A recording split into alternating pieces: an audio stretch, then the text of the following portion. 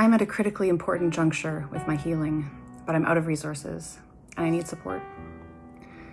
When my spinal cord was still tethered, it pulled down on all the nerves connected to my spine so hard for so many years that my spine developed a twist or torsion pattern to cope and compensate, and my whole upper body became severely compressed. For some patients, the force transfers right to the top of the spine and causes something called Chiari malformation, where the brain is actually pulled out of the skull, but I only experienced those kinds of symptoms when I was at my worst, right before surgery. Instead, my most severe compression over years happened surrounding my arms. Although it is possible to continue improving, the typical recovery window for the spinal surgery I had is 12 to 18 months. So now that this period is coming to an end, it has become more obvious that the symptoms my tethered spinal cord has left me with are likely related to conditions called neurogenic thoracic outlet syndrome and thoracodorsal neuralgia. These symptoms have been worsening for years, undetected due to my spinal condition also being undiagnosed.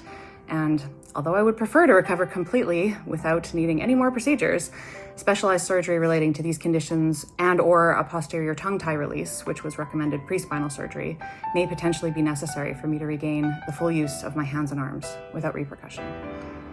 But when I consulted with the only local EDS-aware specialist I've come across, they did not know where to direct me without risking further harm relating to medical gaslighting, inappropriate treatment, or trauma, because there simply is no access to safe specialized care here in Manitoba for patients like me. The thing is, I know exactly who I need to speak to about this. My EDS specialist in Colorado, an amazing doctor of physical therapy who's informed about the latest scientific research as well as the best, safest, and most appropriate resources. But the thing is, because we do not have the classification called Doctor of Physical Therapy in Canada, my specialist was inappropriately classified, and the Manitoba Health Appeal Board was not able to overturn Manitoba Health's decision for this arbitrary reason, although they seemed stunned that there was no wiggle room in a situation like mine.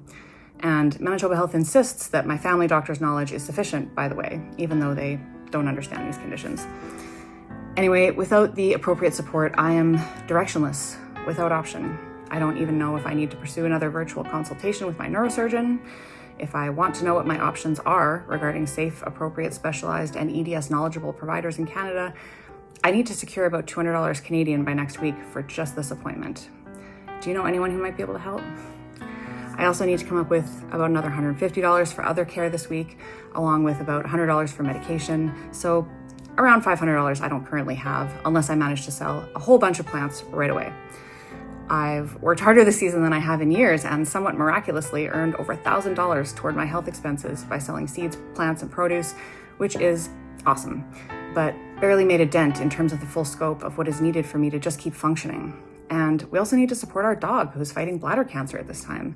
We have him on a specialized diet with medication, supplements as well that need replenishment.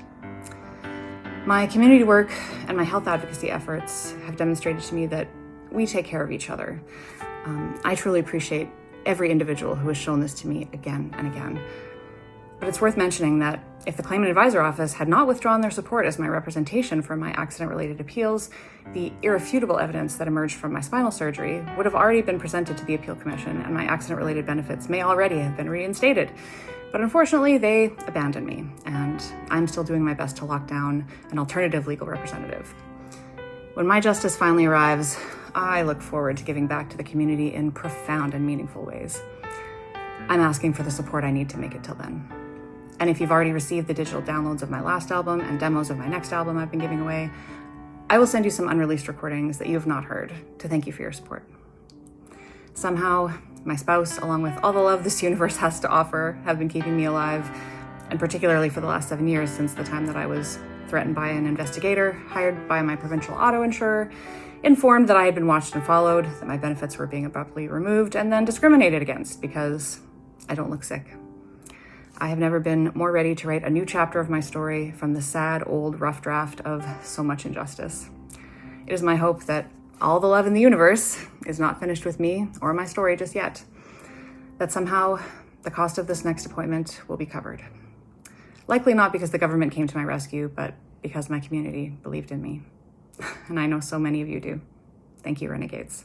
I see you, and I believe in you too.